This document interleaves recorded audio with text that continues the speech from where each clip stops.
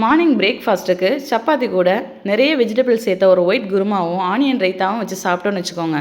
Morning சூப்பராக ஃபுல்ஃபில்லான ஒரு breakfast ready ஆயிரும். இந்த ஒயிட் குருமாவுக்கு காலிஃப்ளவர், பீன்ஸ், கேரட், உருளைக்கிழங்கு, குடைமிளகாய், பச்சை பட்டாணி கிடச்சா அதுவும் சேர்த்துக்கலாம். எல்லாத்தையும் எடுத்து லைட்டாக உப்பு போட்டு ஒரு 5 மினிட்ஸ் மட்டும் வேக வச்சு எடுத்துக்கிறேன். ரொம்ப குழஞ்சிடக்கூடாது. ஒரு மிக்ஸி ஜாரில் ஒரே ஒரு ஸ்பூன் சோம்பு, அதாவது பெருஞ்சீரகம், ஒரே ஒரு ஏலக்காய், கல்பாசி, அது கூட கொஞ்சம் முந்திரி பருப்பு,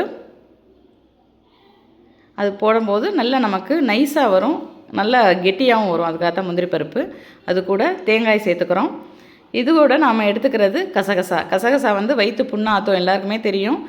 இதை வந்து ஒரு 1/2 அன் ஹவர் முன்னால் நான் தண்ணியில் ஊற வச்சு எடுத்துக்கிறேன். இது கூட பச்சை மிளகாய் சேர்த்து எல்லாத்தையும் நல்லா நைஸாக அரைச்சிட்டு வந்துடுவோம். ஒரு வாணலியில் நெய் எடுத்துக்கிறேன்.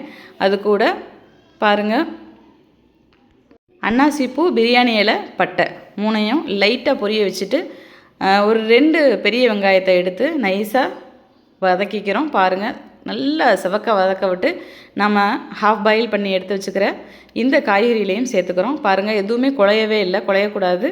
அதனால தான் இப்போ நம்ம அரைச்சி வச்ச அந்த பேஸ்ட்டையும் இதோடு சேர்த்து ஆட் பண்ணிக்கலாம். ஒரு 5 மினிட்ஸ் மட்டும் கொதிச்சா போகிறோம், ரொம்ப கொதிக்க வைக்க வேண்டாம். இந்த நேரத்தில் புளிக்காத கெட்டி தயிர் வந்து ஒரு கரண்டி எடுத்துக்கிறேன். அது கூட தேவையான அளவு உப்பு. நம்ம ஏற்கனவே கொஞ்சம் உப்பு போட்டு தான் காய்கறிகளை வேக வச்சுக்கிறோம். ஸோ லைட்டாக உப்பு போட்டாலே போதும். பாருங்கள், சூப்பராக கரம் மசாலா நமக்கு பிடிச்ச வரைக்கும் எடுத்துக்கலாம். நான் வந்து ஒரு ஸ்பூன் அளவுக்கு எடுத்திருக்கேன். உங்களுக்கு எவ்வளோ வேணுமோ அந்தளவு எடுத்துக்கோங்க. எனக்கு கொஞ்சம் வாசனை தூக்கலாக இருந்தால் பிடிக்கும், அதுக்காகத்தான். நல்லா கிளறி விட்டுக்கணும்.